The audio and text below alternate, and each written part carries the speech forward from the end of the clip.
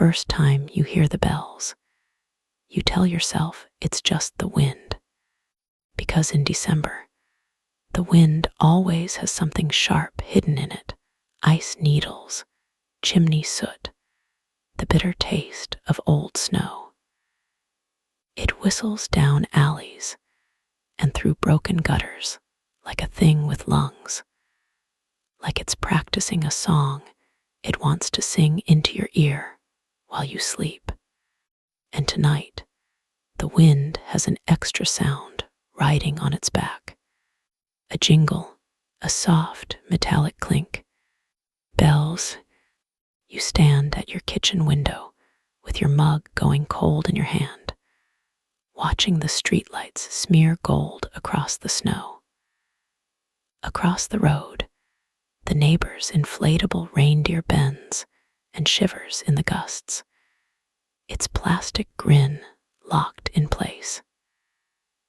Christmas music leaks faintly from somewhere, someone's TV, someone's radio, tinny and distant, a cheerfulness that feels like it's coming from another world. The clock over your stove reads 11:47 p.m. You should be in bed. You tell yourself you'll just finish your tea. You tell yourself you'll check the locks one more time.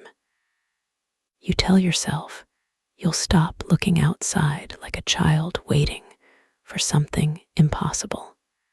Then the bells sound again. Closer. You try to see through the frosty edge of the glass, but snow keeps drifting down, and the light makes it hard to judge distance. Still, your skin tightens the way it does when someone stands behind you in a shop queue, too near, breathing on your neck. You set the mug down and reach for your phone. There's no service, no bars, just that tiny, stubborn message at the top. Emergency calls only. Your Wi-Fi flickers. The router's little lights blink like a heartbeat that can't decide whether to continue. The town has been like this all day.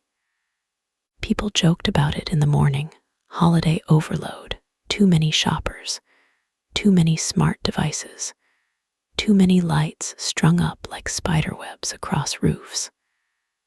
By lunchtime, jokes had turned into irritation. By evening, the streets felt wrong.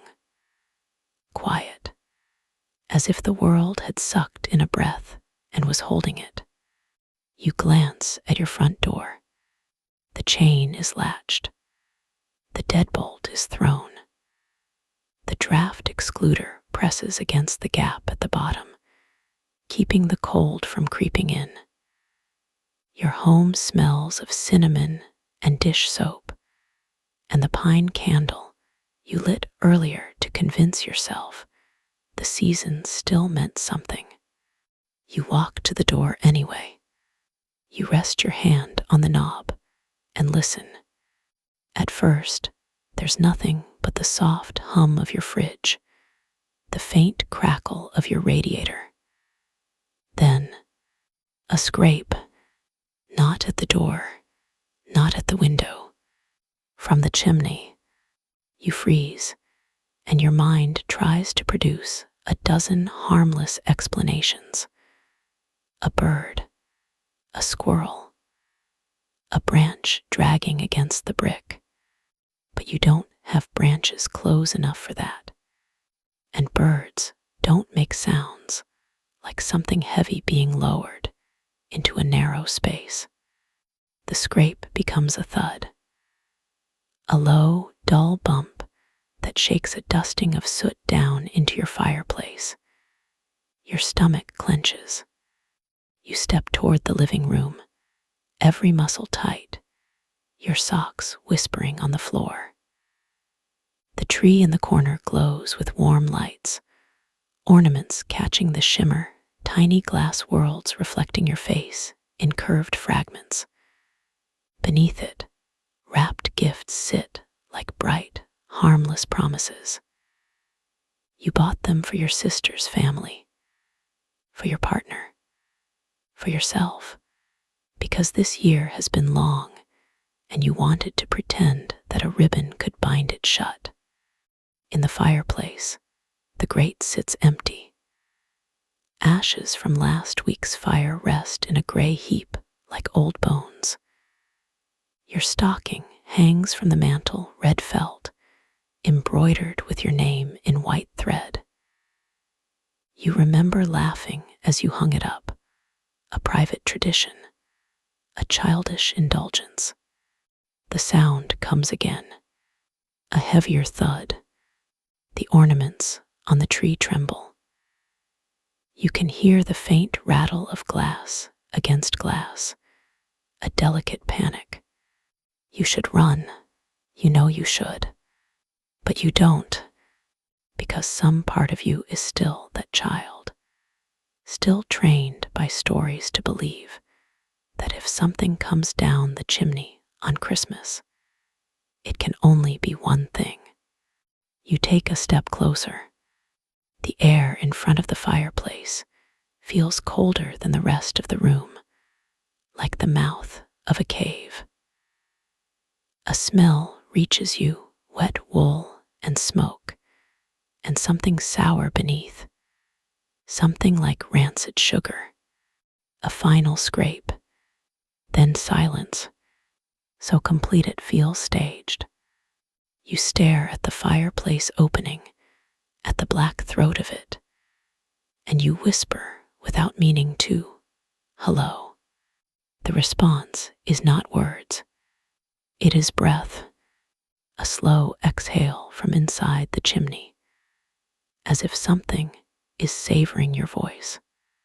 Then a hand appears, not a gloved hand like in the cartoons. No crisp white trim, no cheerful mitten. A bare hand, big as a shovel, skin red and raw like it has been rubbed with salt. The knuckles are cracked. The nails are dark, packed with soot. It grips the edge of your fireplace with impossible strength. Another hand appears beside it, and then, with a wet, dragging sound, something begins to pull itself out. It is dressed as Santa. That is the shape of it, the costume of it, the red suit, the fur trim, the belt. But everything is wrong in the details, wrong in the way a smile is wrong when it doesn't reach someone's eyes. The red is not bright. It is dark, old, stained in patches like the fabric has soaked up too many nights. The fur trim is matted and yellowed. The belt is thick, cracked leather with a buckle that looks like it's been pried off a coffin. The boots are enormous, black, and they drip slush onto your hearth. His beard hangs in clumps, not fluffy white, but gray, tangled, damp with soot.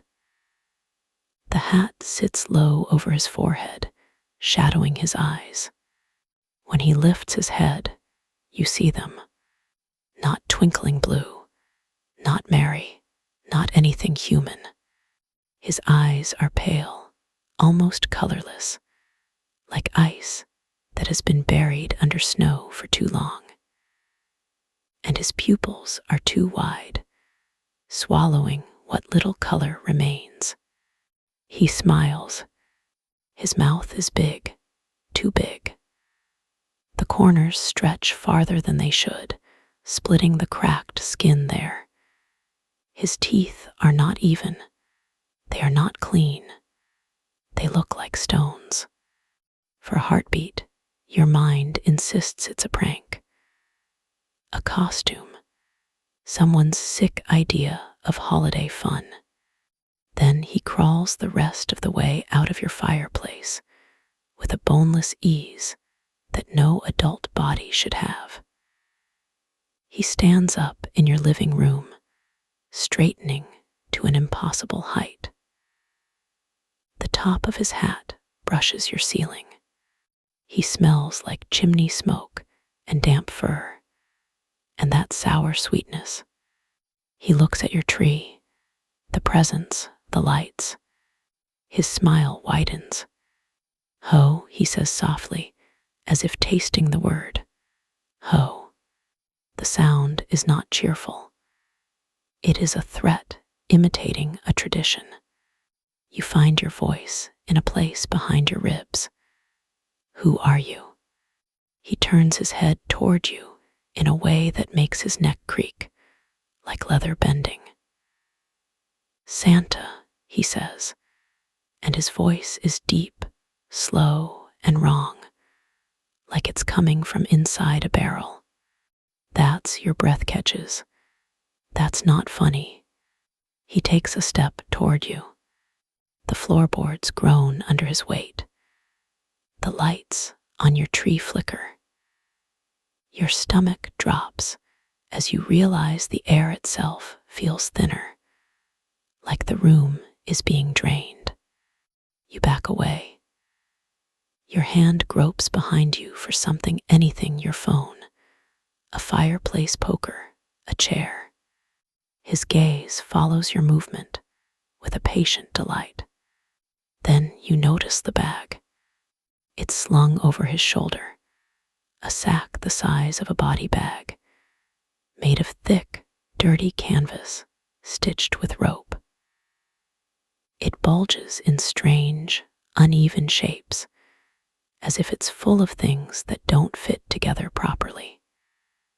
Something inside shifts, and you hear a muffled sound like a cough, smothered. Your blood turns to ice. Get out, you say, and it comes out weaker than you want.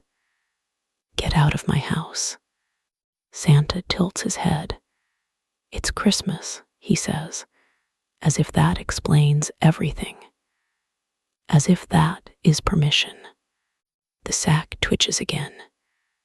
A low moan leaks out, muffled by cloth. You stop thinking. You move. You lunge toward the hallway, toward the front door, toward the idea of outside and neighbors and light. Your socks slip on the wood. You nearly fall. You catch yourself on the wall, fingers scraping paint. Behind you, the bells begin to jingle.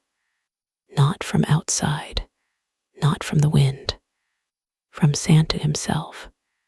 The sound is attached to him, sewn into his suit somewhere.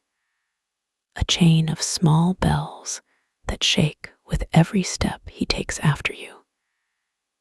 Each jingle is soft, delicate, and utterly ruined by the way it follows you like a scent. You reach the front door. Your shaking hands fumble the chain. You yank it free. Your fingers struggle with the deadbolt. The knob turns. The door opens. And the world outside is not your street. For a moment, you can't understand what you're seeing. Snow still falls, yes, but there are no streetlights. No neighbor's reindeer. No parked cars. The darkness beyond your threshold is thick and moving as if it has weight. And there, just beyond the porch, stands a line of pine trees, tall, black, dusted with snow that glows faintly in the dark, like frost on bones. A forest that is not outside your house. Your house is on a street. There are houses across from you. There is a lamppost. There is a mailbox. There are footsteps and tire tracks and the familiar geometry of a neighborhood. But when you stare into the night beyond your open door, there is only the forest and the shadow between the trunks. You slam the door shut. Your back hits it as if you can hold reality in place with your spine. Your breath comes in sharp, shallow gasps. Your mind scrambles for explanations: power outage, hallucination, dream. Then you hear him. Slow, heavy footsteps behind you. A soft jingle. You turn. Santa stands at the end of your hallway, filling it. The lights overhead have dimmed. The air around him looks faintly distorted, like heat haze. He watches you with that patient, terrible smile. Running makes it worse, he says. It makes the bag hungry. The sack shifts. Something inside presses against the canvas, making the outline of a hand.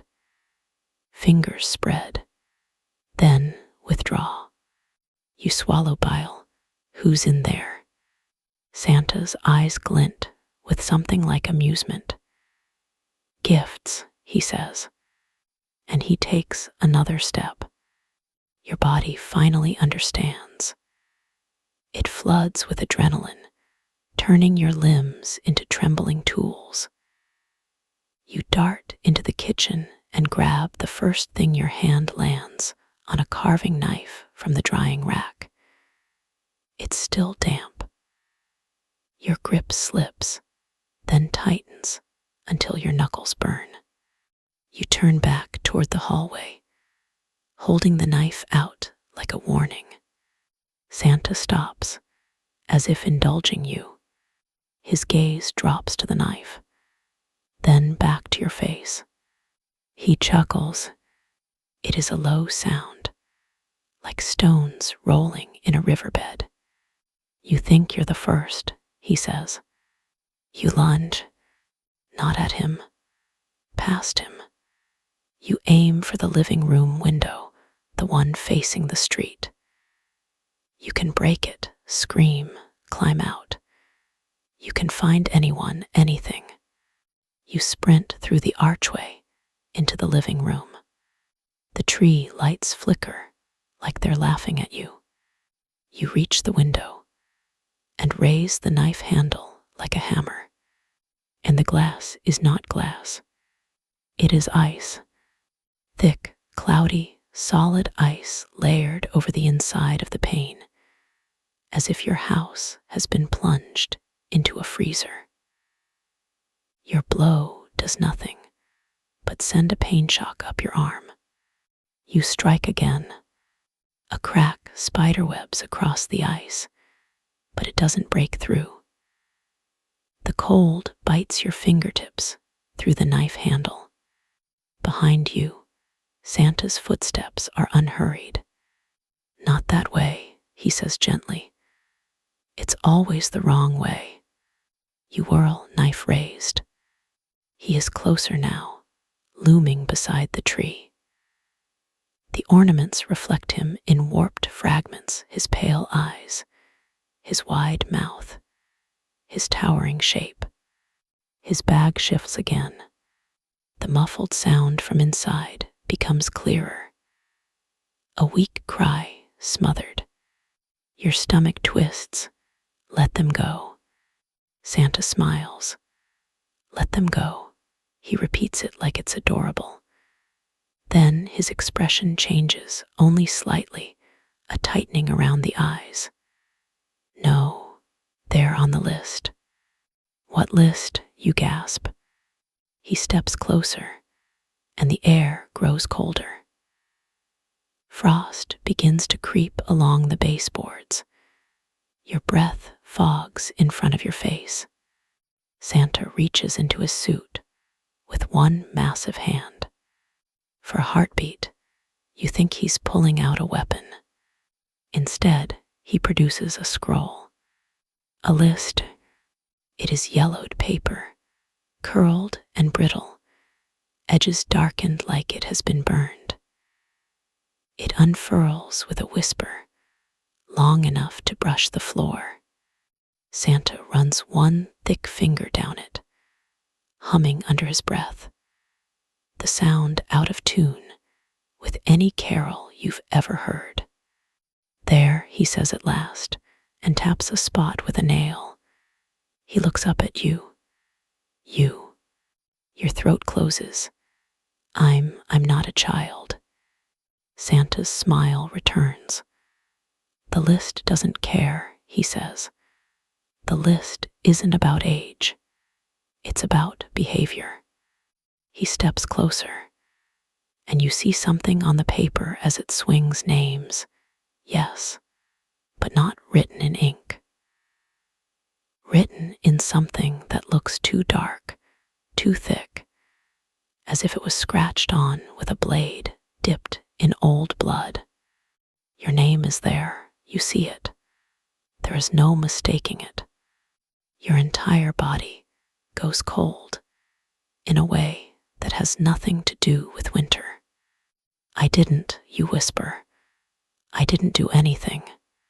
Santa's eyes narrow with fake sympathy. Oh, he says softly. Everyone did something. The bag twitches violently, as if whatever's inside is trying to claw its way out. You hear a muffled shout, then a choking cough. You point the knife at Santa's face. Back off. He looks at the knife again. The tip trembles in your hand. Then Santa moves. Not fast like a person, fast like a falling shadow. One moment he is 2 steps away. The next his hand closes around your wrist with crushing strength. The knife clatters to the floor. Pain blooms. Your bones feel like they might crack. You gasp and twist, trying to pull away. His other hand reaches for your face. You jerk your head back, and his fingers graze your cheek, ice cold, rough, smelling of soot and old wool. He leans down. His breath hits you. It smells like fireplaces and rot. SHHH, he says, and the sound is almost tender, almost fatherly, which makes it worse. No screaming. It freezes the lungs. You struggle harder. Your vision spots at the edges. Panic makes your heart beat loud in your ears. Then you do the only thing you can. You headbutt him. Your skull connects with his face. Pain explodes behind your eyes. But Santa's head snaps back slightly, and his grip loosens just enough. You wrench your wrist free and stumble backward. You dart for the fireplace. You don't know why. Maybe because he came from there. Maybe because you're running on instinct, and instinct says, reverse the path.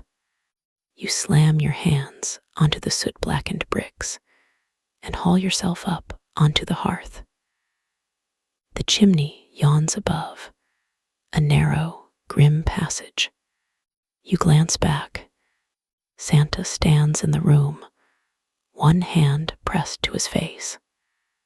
For a second, his expression is not amused. It is angry.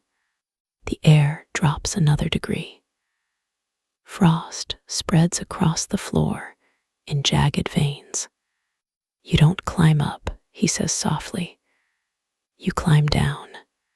You don't listen. You shove your arms into the chimney and begin to pull yourself up, soot smearing your sleeves. The bricks are cold and damp. Your fingers slip. You scramble, panting, forcing yourself upward. Below you, the bells jingle. Santa grabs your ankle. His fingers clamp around it like iron. He yanks. You scream, the sound sharp and desperate. The world responds immediately. Your lungs seize. It feels like breathing glass.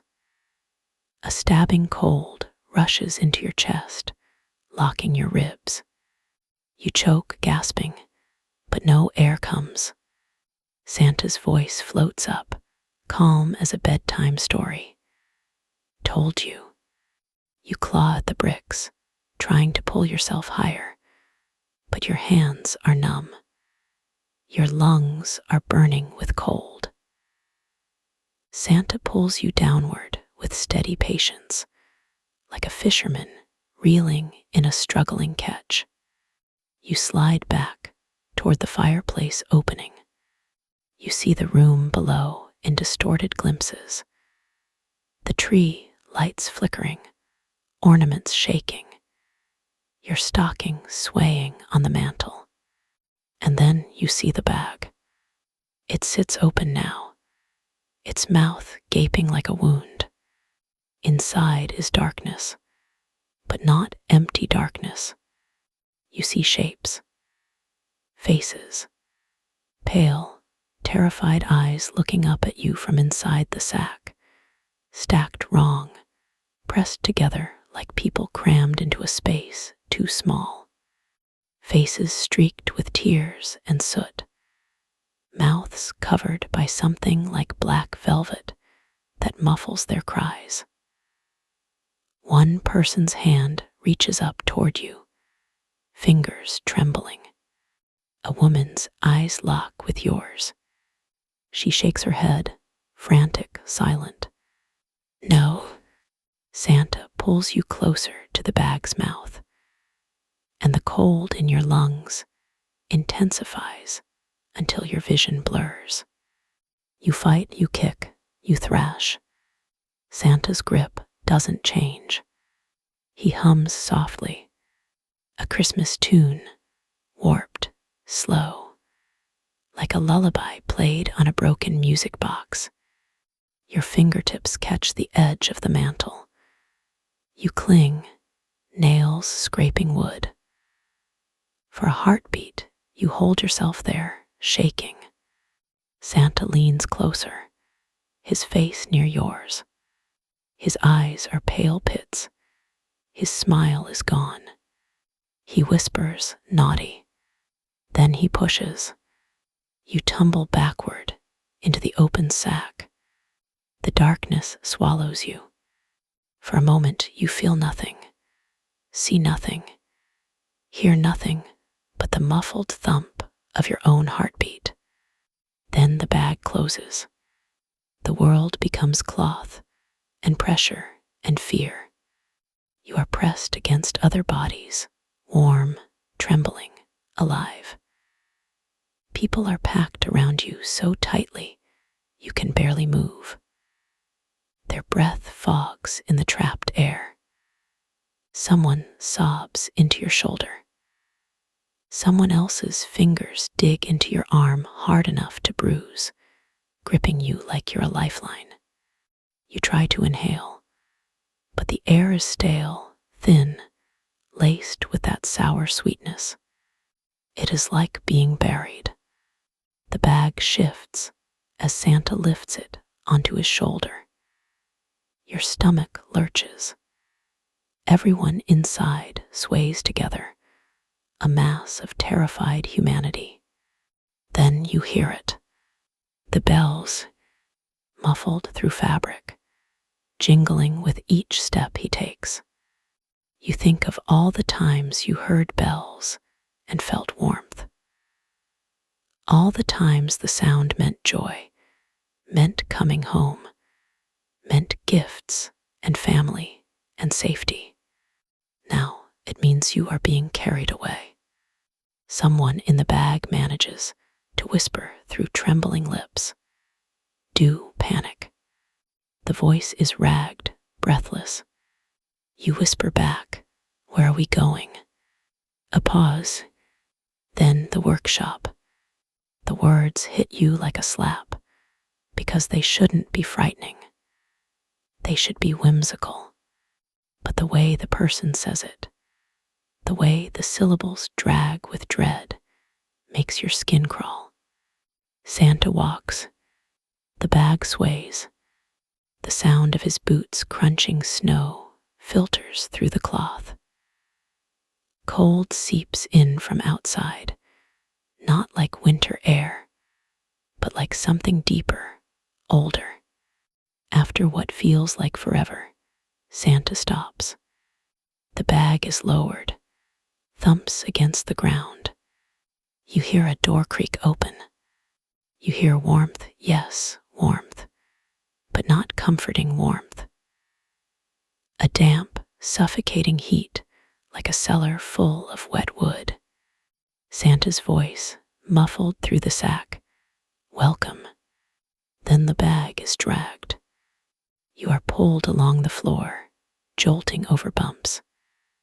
People inside cry out softly. Someone's head knocks against yours. Your teeth clack. Finally, the movement stops. The sack opens. Light floods in yellow-orange, flickering. You blink, eyes watering, and see the place you've been dragged into.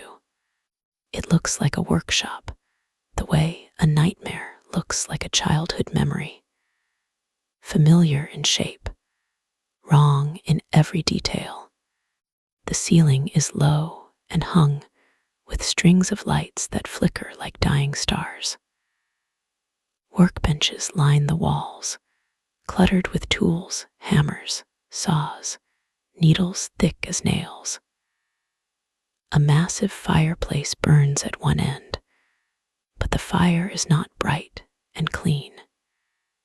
It is smoky, choking, and the flames lick low like they're tired.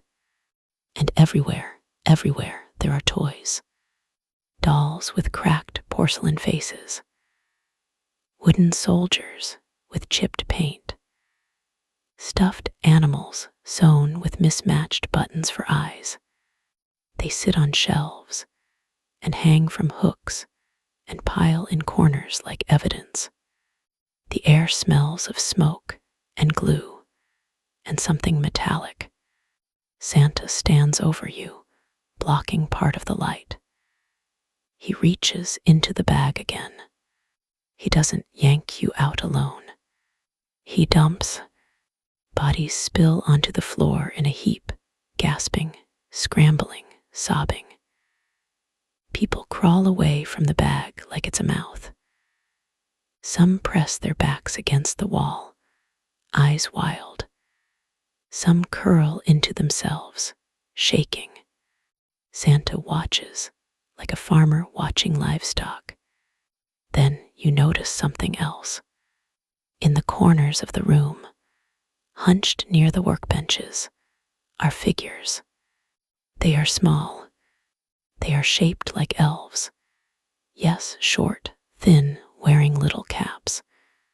But their skin is gray and tight over bone. Their faces are too sharp, their mouths too wide. Their eyes are black pits that reflect the firelight. They look up at you with hunger. One of them scuttles closer, sniffing the air, head cocked.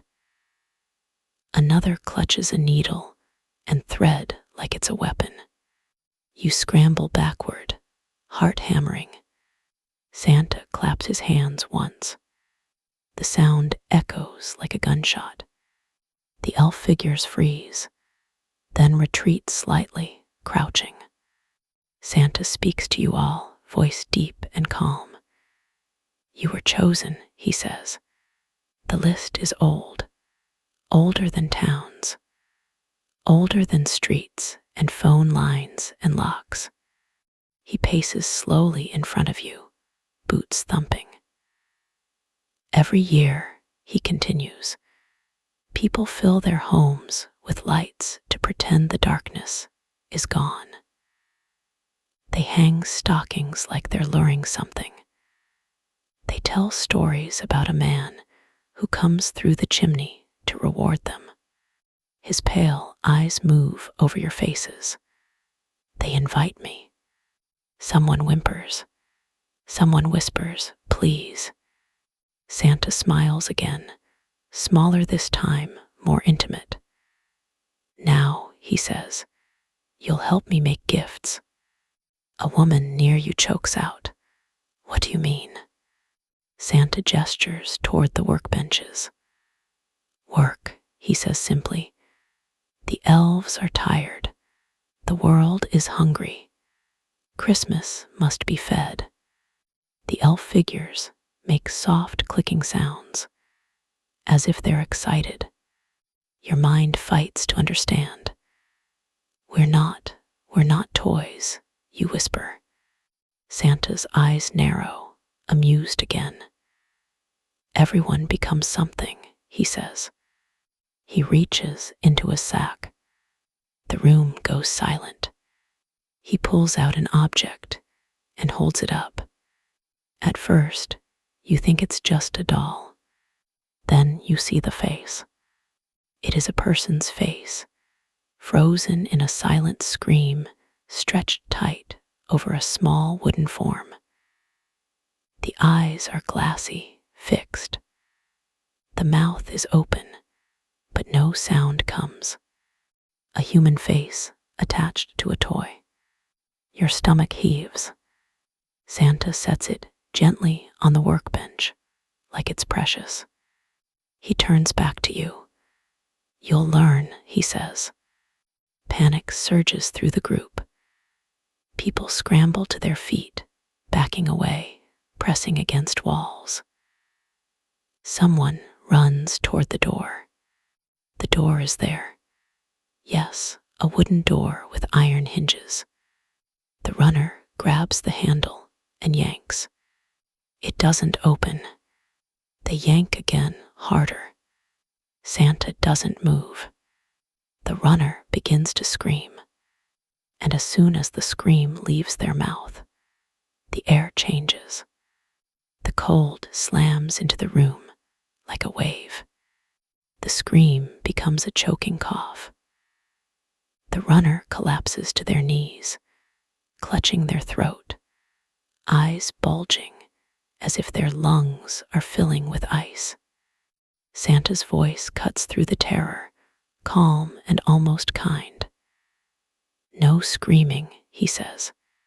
It wastes the breath. The runner's coughs fade into wet, shallow gasps. Then silence. The elf figures creep forward, their black eyes shining. One of them touches the collapsed person's cheek with a finger like a hook.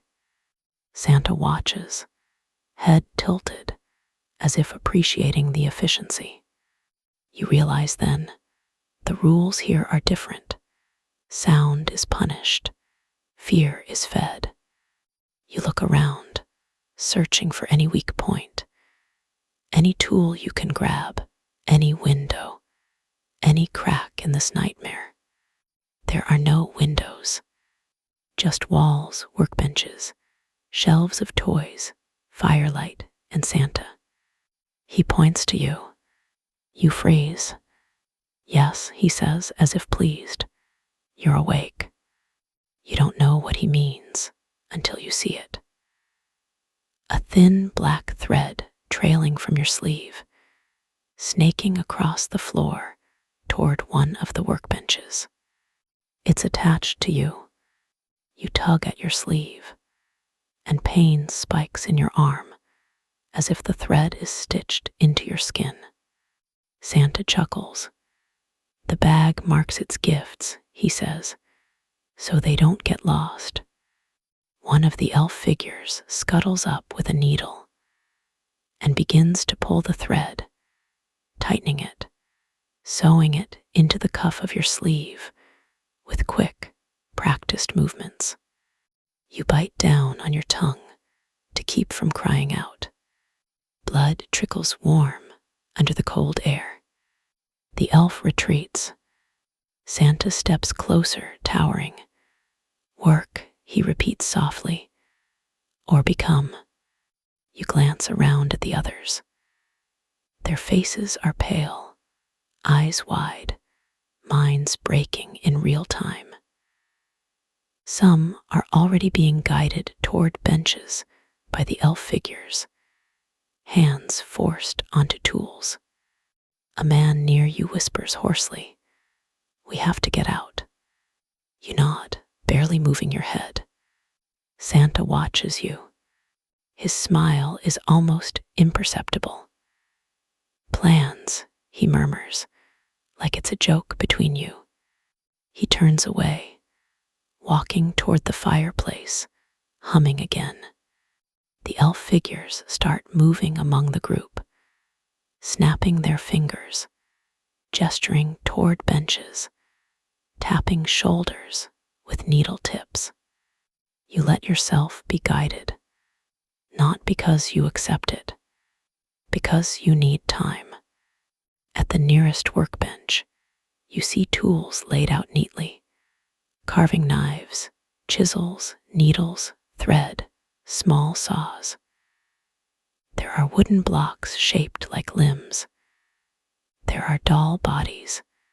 There are faces, some painted, some not. Your hands shake as you pick up a chisel, because holding something makes you feel less helpless. The elf nearest you leans close. Its breath smells like damp paper. It taps the wooden block in front of you, then points at a pattern scratched into it, lines for joints, for curves, for something that resembles a hand. You begin to carve. The wood is cold. Your mind screams, but your mouth stays shut. Minutes pass, or hours. Time doesn't behave here. The workshop hums with the soft sounds of forced labor. Scraping wood, snipping thread, quiet sobs swallowed behind clenched teeth. Santa sits in a chair near the fireplace, a rocking chair, old and creaking. He rocks slowly, hands folded over his belly, watching like a king. The bells on his suit jingle with each rock. At some point, he speaks without turning his head. Outside, he says, the town is asleep.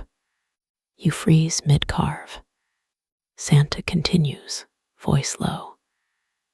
They think they're safe because their doors are locked, because their phones are dead and their lights are bright. They think the stories are just stories. He rocks. The fire crackles weakly. They forget, Santa says, that stories are older than them. You swallow, throat raw. A thought forms, terrible and sharp. If the town is asleep, no one is coming. You glance at the door again. It's still there, still shut. And yet, you notice something now you didn't before. The iron hinges are frosted, yes, but not solid. The wood around the frame has hairline cracks, like the whole structure has been forced, warped, stretched by something trying to keep it sealed. The weakness isn't in the door. It's in the frame. You look at the tools. You look at the elf figure watching you. You lower your gaze and carve, but your mind starts measuring distance, weight, timing. Santa rocks. The bells jingle. The elf figures click and whisper among themselves.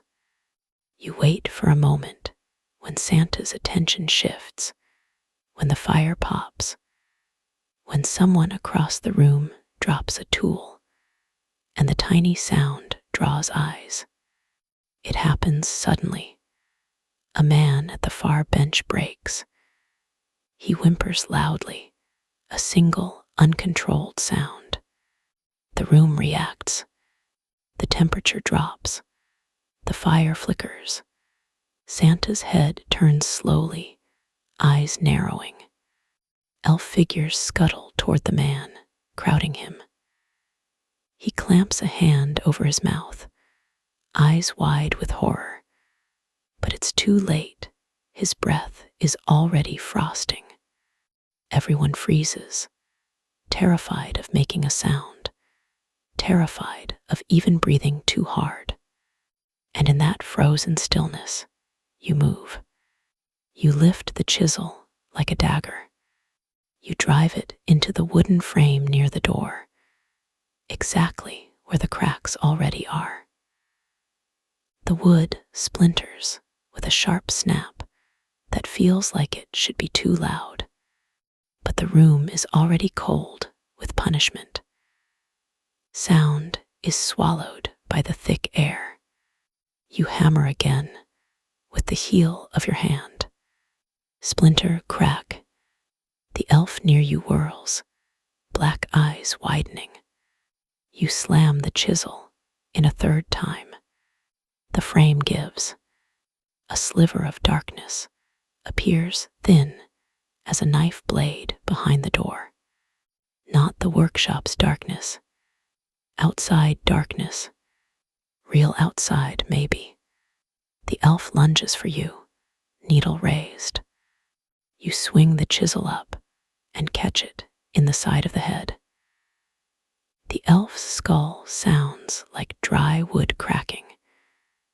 It collapses soundlessly, limbs twitching like a broken puppet. Across the room, Santa stops rocking. The bells go still. Slowly he rises. You don't wait. You wedge your fingers into the crack in the doorframe and pull. The wood tears. The crack widens. Cold air rushes in different from the workshop's cold. Cleaner, sharper, real. You shove the door. It gives just enough. You slip through the gap, shoulder scraping, skin tearing. And you fall, not onto snow, onto dirt. You land on frozen earth under black pine trees. The air slams into your lungs painful, but not icy punishment. Your breath comes ragged and loud, but the world doesn't freeze you for it.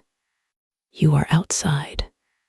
The forest stretches around you, trunks tall and dark, snow falling in slow silence. Somewhere behind you, the workshop door groans. You scramble to your feet and run. Branches claw at you. Snow sucks at your shoes. Your lungs burn. Behind you, the bells begin again. Louder now, angrier. You glance back once, and you see him between the trees. Santa, a towering red shape moving through the forest with impossible speed. The sack slung over his shoulder. The sack is smaller now, lighter, empty of you, but not empty of others. He is coming. You run harder. The forest seems to rearrange itself, trees shifting, paths bending. You sprint toward what you think is the town. What you pray is your street, your house, your reality. But the forest doesn't end. It deepens. The bells close in. You trip over a root and slam into the snow. Pain flashes in your knee. You scramble up, but your body is tiring, your fear turning heavy. And then, a light, ahead between the trees, a warm golden glow. A street light. Your heart jolts. You stagger toward it, half running, half falling. The pines thin. The snow becomes plowed edges. And suddenly, you burst out onto your street. Your street. Houses, cars. The neighbor's inflatable reindeer still wobbling. The streetlight above hums. Your porch is there. Your front door. You spin, panting, eyes wild. The forest is gone. Behind you is just the road, the curve of the street, the quiet houses. No Santa. No bells.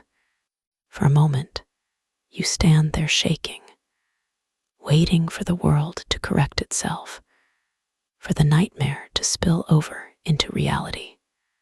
Nothing happens. You stagger to your front door and fumble with the lock, hands numb. You get inside and slam it shut, throw the chain, shove your back against it like before. Your living room is as it was. The tree lights glow steady. The presents sit untouched. The fireplace is cold, empty. No soot, no Santa, no bag. You collapse to the floor, laughing and sobbing at once, the sound ugly in your throat. You press your forehead to your knees and try to breathe. Maybe it was a hallucination, a dream, a stress break. Your phone buzzes suddenly. You flinch so hard you nearly drop it. Service is back. Wi-Fi is back. Messages flood in. Missed calls, notifications, group chats. One text from your sister, time-stamped 12:03 a.m. Are you awake? Don't go outside. People are saying someone's knocking on doors dressed like Santa. It's not funny. Your blood goes cold again.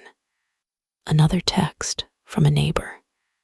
Did you hear bells earlier? A local news alert pops up. Police investigating reports of suspicious individual in Santa costume. Residents advised to stay indoors. You stare at the screen until the words blur. Then you look at the fireplace, at the stocking with your name, at the black opening where the chimney rises. The room feels too quiet. You crawl closer to the hearth, your body moving on its own like a moth drawn to a flame. You peer into the fireplace. It is just brick and darkness. You let out a shaky breath, and something in the darkness exhales back. You jerk away so fast you slam your shoulder into the coffee table. Pain sparks, but you barely feel it. The sound comes again. A slow, patient breath from deep within the chimney, as if something is listening. Then faintly, a jingle, soft metallic close. Your eyes snap to the tree. The ornaments are still. The lights glow. Nothing moves. The jingle comes again. Not from outside. From the bag. You didn't see it before because it wasn't there. But now, in the corner of your living room, half hidden in shadow beside the tree, sits a sack of dirty canvas, slumped like a sleeping animal. Your throat tightens until you can't swallow. You don't remember it being there. You don't remember owning anything like it. It twitches, just slightly, as if something inside shifts. A muffled sound leaks out, too soft to be a scream, too strained to be a whisper. Your whole body locks up. You want to run. You want to call the police. You want to do anything except look at it. But your eyes won't leave the bag, because you can see it now, stitched into the canvas, in thick black thread, in letters that look like they were sewn with shaking hands, is your name. And beneath it, in smaller letters, returned. Behind you in the fireplace, a thud shakes soot loose. The bells jingle again, louder, as if the sound is pleased with itself. A hand appears on the edge of your fireplace, big as a shovel. skin raw and red, a second hand beside it, and then the sound of something dragging itself out, slow and inevitable. You scramble backward, away from the fireplace, away from the bag, away from the tree lights that suddenly look too bright, too eager. Your mouth opens. You remember the rule. No screaming. You clamp your hands over your lips. Santa's head rises from the fireplace opening. His pale eyes lock onto you. His mouth stretches into that too wide smile. Ho, he whispers. The bag in the corner twitches like it's excited. Santa steps out into your living room, towering, dripping slush onto your hearth. He straightens his belt with one massive hand, then taps the list tucked into his suit. The list, he says softly, doesn't like when gifts try to escape. He reaches for the bag. Your eyes flood with tears. You shake your head, shaking so hard your teeth chatter, and you press yourself against the wall like it can hold you in place. Santa lifts the sack with one hand as if it weighs nothing. The fabric stretches, bulging, alive with shifting shapes. He looks at you with a patience so deep it feels ancient. Christmas, he says, and his voice is warm the way rot is warm beneath snow, comes every year. He takes one step toward you. The bells jingle like laughter, and you realize the most horrifying part isn't the bag, or the workshop, or the forest that appears where your street should be. It's this. He doesn't have to break in. He doesn't have to force the door. Because you hung a stocking. Because you told the story. Because you made a place for him in your home, the way everyone does. Santa leans down, close enough that you can smell chimney smoke and sour sweetness. He whispers, almost lovingly, "You invited me." The bells jingle. The sack opens. The lights on the tree flicker like blinking eyes. And the last thing you hear, before the darkness folds over you like cloth, is Santa humming a Christmas tune, slow and wrong, as if he's rocking the whole world to sleep. If you made it this far, keep your voice down, because somewhere in the dark, maybe outside your door, maybe in your chimney, maybe in the corner of your room, there might be bells, soft and patient, waiting for you to finish the story. And if you listen closely, you might hear something breathing back. Thank you for listening. If you enjoyed this nightmare, make sure to like the video, subscribe for more dark stories, and leave a comment with the creepiest holiday legend you've ever heard. And remember, lock the door, keep the lights on, and whatever you do, don't hang a stocking with your name on it. Good night.